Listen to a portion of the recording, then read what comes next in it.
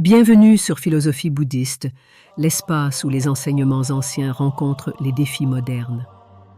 Ici, nous explorons la sagesse du Bouddha pour cultiver la paix intérieure, la compassion et l'épanouissement. Nous avons tous ressenti ce moment où un obstacle surgit, imposant un mur infranchissable sur notre chemin. Il y a cette voix intérieure, pleine de doutes, qui chuchote que tout est perdu, que cet échec est définitif. Mais si je vous disais que ce même mur, cette difficulté insurmontable, peut devenir votre allié le plus puissant, plutôt qu'un obstacle à contourner, il peut être le levier qui propulse votre vie à des hauteurs inattendues. Dans la philosophie bouddhiste, chaque défi est une chance déguisée, un enseignant silencieux venu révéler des leçons précieuses. Cela commence par un changement de perspective. Ce que nous percevons comme un problème n'est qu'une opportunité déguisée. Imaginez un sentier de montagne bordé de rochers. Ces rochers, bien que gênants, renforcent vos pas, vous apprenant à marcher avec prudence et confiance. De la même manière, chaque obstacle dans nos vies renferme un immense potentiel d'apprentissage et de transformation.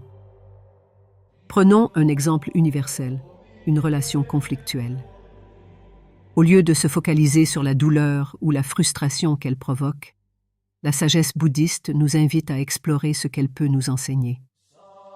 Peut-être que cette relation met en lumière des limites que nous n'avons jamais osé établir ou développer en nous une patience que nous n'aurions jamais cultivée autrement. L'obstacle n'est plus une prison, il devient une clé. Le bouddhisme propose également des pratiques concrètes pour transformer cette philosophie en réalité. L'une des plus puissantes est la pleine conscience. En étant attentifs à nos pensées et à nos émotions, lorsque nous faisons face à un défi, nous créons un espace entre nous et nos réactions immédiates. Cet espace est une fenêtre de clarté. Il nous permet de voir l'obstacle non pas comme une menace, mais comme un tremplin. Un autre élément fondamental est l'ouverture d'esprit.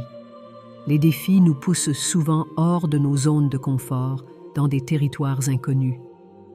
Mais c'est précisément dans ces moments d'incertitude que nous découvrons des parties de nous-mêmes que nous ignorons.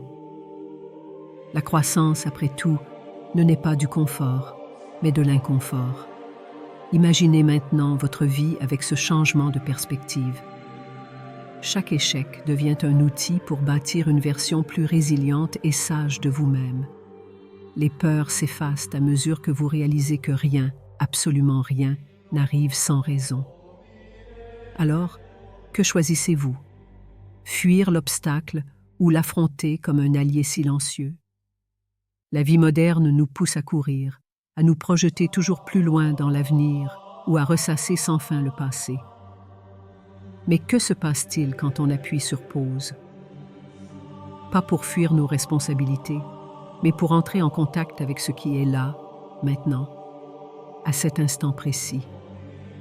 C'est ici que réside la magie du moment présent, un état d'être souvent évoqué dans les enseignements bouddhistes. Le présent est tout ce que nous avons réellement. Pourtant, combien de fois avons-nous mangé un repas sans en savourer une bouchée, trop absorbés par nos pensées? Combien de conversations avons-nous eues sans réellement écouter, pris dans le tumulte de nos préoccupations? Cette déconnexion avec le présent nous vole des moments de bonheur simples et accessibles.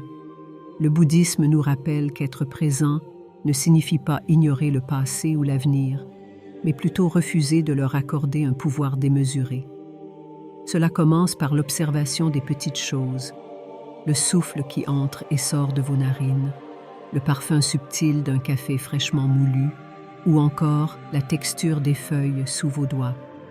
Ces détails, si souvent négligés, deviennent des portails vers un état de conscience apaisant et transformateur. Pourtant, vivre dans le moment présent est un art qui exige de la pratique.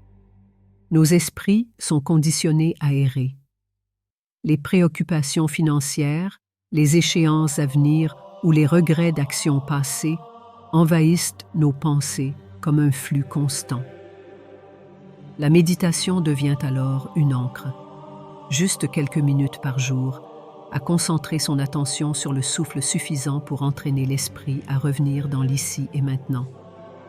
Au-delà de la méditation, le moment présent s'expérimente aussi dans l'action. Lorsque vous travaillez, concentrez-vous pleinement sur la tâche. Lorsque vous discutez, accordez toute votre attention à l'autre personne. Ces pratiques renforcent non seulement votre satisfaction dans ces moments, mais aussi vos relations avec ceux qui vous entourent. Mais peut-être le plus grand cadeau de cette philosophie est-il la paix intérieure qu'elle apporte. Vivre pleinement dans le présent signifie abandonner le poids inutile du passé et la peur de l'inconnu. Cela signifie également découvrir la beauté des choses ordinaires, comme le sourire d'un enfant, le murmure du vent ou la chaleur du soleil sur votre peau. Ces moments, si simples soient-ils, deviennent extraordinaires lorsque vous y êtes pleinement. Alors, êtes-vous prêt à libérer la prise sur les souvenirs qui vous hantent ou les inquiétudes qui vous paralysent? Parce qu'en vous connectant au présent, vous ouvrez la porte à une vie plus riche, plus sereine et surtout plus authentique. Appel à l'action. Ces 2 premiers enseignements sont une invitation à réinventer votre regard sur la vie.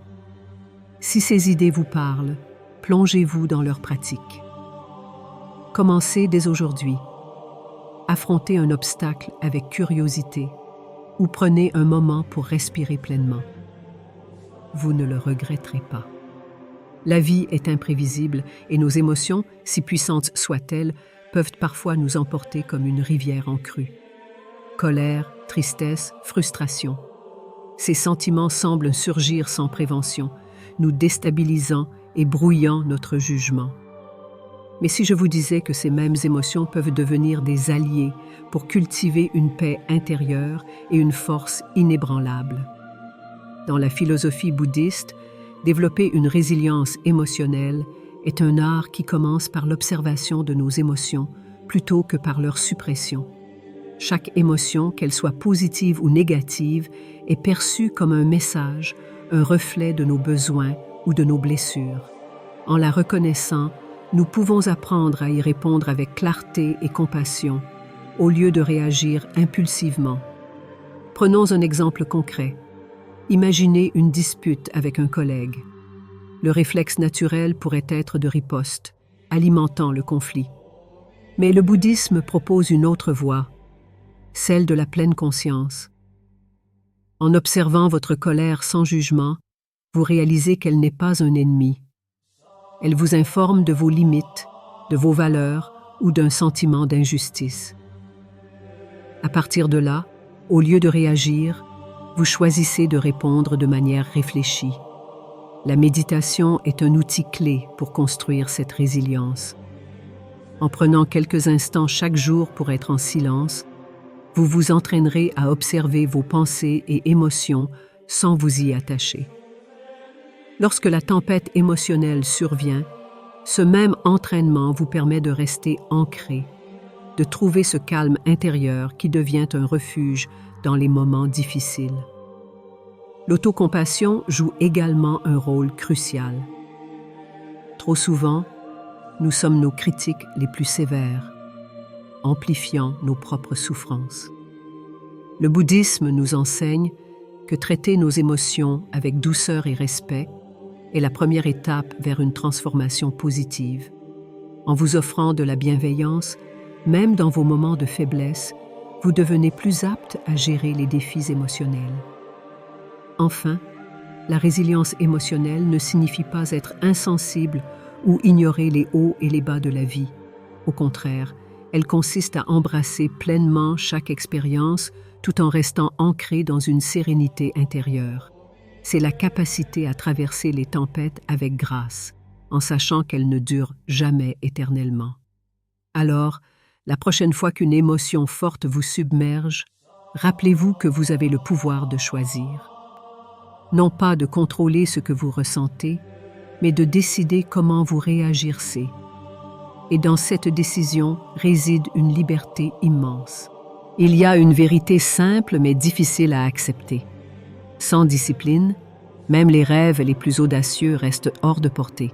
Mais la discipline dont nous parlons ici n'est pas celle qui repose sur la rigidité ou l'autocontrôle implacable.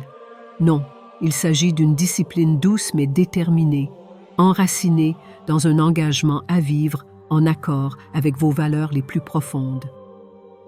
Dans les enseignements bouddhistes, la discipline personnelle est vue comme un pont entre l'intention et l'action. Vous voulez méditer quotidiennement, mais la paresse vous retient? Vous aspirez à manger sainement, mais les tentations bondent? La discipline devient alors votre guide, une lumière qui vous montre le chemin vers une vie alignée avec vos intentions. Le secret pour cultiver cette discipline est de commencer petit. Chaque grande transformation commence par une série de petits choix répétés. 1 minute de méditation aujourd'hui devient 5 minutes demain, puis 10. Un repas conscient se transforme en un mode de vie sain. Ces actions simples créent un effet boule de neige, renforçant votre détermination à chaque étape.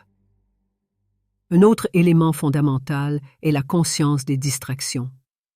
Nos vies modernes sont saturées de notifications, d'écrans et d'interruptions constantes. Le bouddhisme invite à simplifier, à identifier ce qui compte vraiment et à éliminer tout ce qui disperse inutilement notre attention. En créant un environnement qui soutient vos intentions, vous réduisez les frictions qui freinent votre progrès. Mais au cœur de cette discipline se trouve une question essentielle. Pourquoi faire-vous cela? Une discipline durable ne repose pas sur la culpabilité ou la peur, mais sur une vision inspirante de ce que vous voulez devenir. Chaque choix discipliné devient alors un acte de respect envers cette vision, un pas vers la réalisation de votre plein potentiel. Les défis surgiront, bien sûr. Vous tomberez, vous échouerez parfois. Mais c'est précisément là que la discipline personnelle devient transformatrice. Elle vous apprend à vous relever, à recommencer encore et encore, jusqu'à ce que vos actions soient alignées avec vos intentions. C'est une leçon d'humilité et de persévérance. En fin de compte, vivre avec discipline, ce n'est pas simplement suivre des règles. C'est honorer votre engagement envers vous-même, construire une vie qui reflète vos valeurs et avancer avec clarté et détermination, même lorsque la route semble longue. La résilience émotionnelle vous ancre dans la tempête. La discipline personnelle vous propulse vers l'horizon. Ensemble, ces enseignements sont des outils puissants pour transformer votre vie. Il ne tient qu'à vous de commencer. Alors, que ce soit aujourd'hui, maintenant, faites ce premier pas et laissez le reste suivre.